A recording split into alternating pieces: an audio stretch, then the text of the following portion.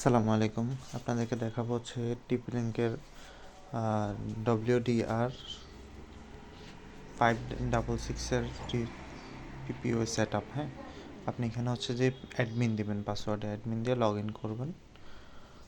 Log in করার পর এখানে হচ্ছে ইন্টারফেসে যে নেটওয়ার্ক আসবে, নেটওয়ার্কের মধ্যে চাপ দিবেন। নেটওয়ার্কে চাপ দেওয়ার পর ইন্টারফেস এটা আসবে। এটা আসার পরে আপনার হচ্ছে যে কি ওয়েন, এই যে ওয়েন অপশনটা আছে না, ওই ওয়েন অপশনের মধ্যে এডিটের মধ্যে চাপ দিবেন। এডিট করবেন, আপনার পিপিওই সিলেক্ট করে PPPoE password, user name password বসাবেন।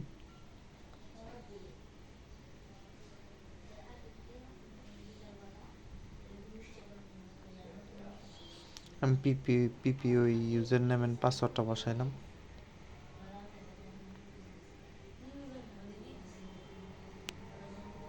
পিপি ইউজার নেম পাসওয়ার্ডটা বসানোর পরে আমার কাজ হচ্ছে, আমার এখানে interface has poor pending change, এখানে চাপ দিব।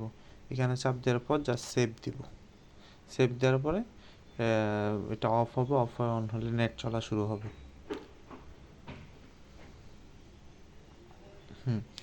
এক কথায় ওয়েনে যাবেন, ওয়েনে এডিটের মধ্যে গিয়ে এখানে সিলেক্ট করে পিপিওএ দিয়ে আপনার হচ্ছে যে কি এখানে ইউজার নেম পাসওয়ার্ড বসে সেভ দিবেন। সেভ দেওয়ার পরে এখানে একটা ইন্টারফেস অপশন আসবে, এটার মধ্যে চাপ দিয়ে সেভ দিলেই নেট চলা শুরু হবে। এবার দেখাবো হচ্ছে যে কীভাবে ওয়াইফাই নেম এবং পাসওয়ার্ড চেঞ্জ করবেন। Wifi name and password change করার জন্য ওয়্যারলেসে যাবেন। ওয়্যারলেসে যাওয়ার পরে এই যে এখানে হচ্ছে যে কি আপনার এটা হচ্ছে 2.5G, এখানে লেখা আছে TP-Link 2.5G, আর এটা হচ্ছে 2.4G। কারণ আপনি যদি 2.4Gটা চেঞ্জ করেন, এডিট দিবেন।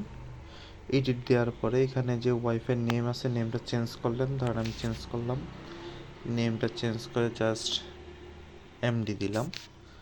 আর হচ্ছে যে পাসওয়ার্ডটা চেঞ্জ করবো আমি একই সাথে ওয়্যারলেস সিকিউরিটিতে যাব। ওয়্যারলেস সিকিউরিটিতে যাওয়ার পরে এখন তো কোনো পাসওয়ার্ড দেওয়া নেই, ওপেন অবস্থায় আছে। আমি জাস্ট এখানে চাপ দিয়ে এখানে একটা স্ট্রঙ্গার অপশন মেথড সিলেক্ট করে তারপর এখানে পাসওয়ার্ডটা দিয়ে দিলাম। পাসওয়ার্ডটা দিয়ে সেভ দিব।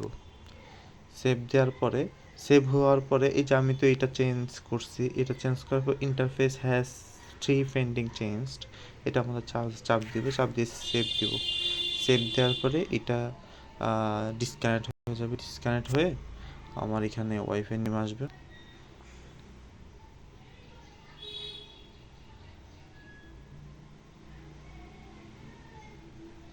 এই যে এমডি কানেক্টেড এবং নেটে চলতেছে।